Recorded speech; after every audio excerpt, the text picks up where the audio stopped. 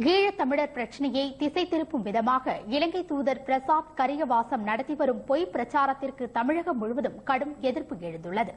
இலங்கையில் வசிக்கும் 75% சிங்களவர்கள் ஒடிசா மற்றும் வட இந்தியாவை பூர்வீகமாக கொண்டவர்கள் என்று கரியவாசம் கூறி வருகிறார். அவர்களை பற்றி கவலைப்படாமல் 12% உள்ள தமிழர்களின் உரிமைகளை பற்றி இந்தியா அக்கறை கொள்வது ஏன் என அவர் வட இந்திய ஊடகங்களுக்கும் தலைவர்களுக்கும் மின்னஞ்சல் அனுப்பியுள்ளார். தூதரக உறவுகளுக்கு முரண்பாடாக செயல்பட்டுள்ள கரியவாசத்திற்கு கடும் எதிர்ப்பு எழுந்துள்ளது. இதுபோன்ற சர்ச்சைகளை கரியவாசம் அவ்வப்போது உருவாக்குவதால் அவரை இந்தியாவை விட்டு வெளியேற்ற வேண்டும் என பல்வேறு அரசியல் தலைவர்கள் வலியுறுத்தியுள்ளனர். இந்தியாவில் உள்ள இலங்கை தூதுவரான பிரசாத் கரியவாசகம் அண்மையில் ஒரு மின்னஞ்சல் மூலம் பத்திரிகையாளர்களுக்கும் எதிர்க்கட்சி தலைவர்களுக்கும் அனுப்பியிருக்கிறார்.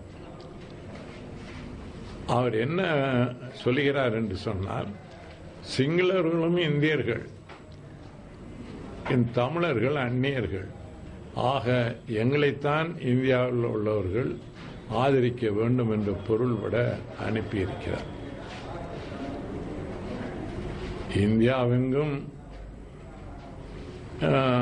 இலங்கைக்கு எதிரான உணர்வு வேகமாக பரவுவதை திசை திருப்புவதற்காக தாங்களும் இந்தியர்களே என அவர் நாடகமாடுகிறார்.